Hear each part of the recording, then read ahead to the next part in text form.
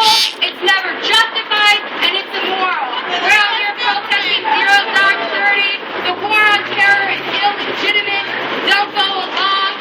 Some of the scenes in this movie, right, is they talk about how they have a civilized lunch with the terrorists, and that's why it doesn't justify torture. Is what Mark Cole said, the screenplay writer of Zero Dark 30. He said, it doesn't justify torture because he's tortured, and then we have lunch with him, and then they give out the information.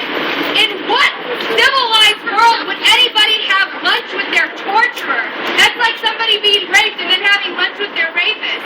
But then in the next scene, it actually shows the detainees being hung from the ceiling, beaten, harassed, humiliated.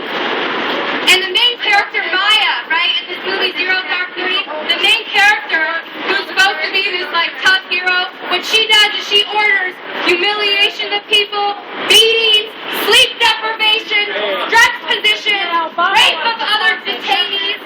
That's why we're out here. Close Guantanamo.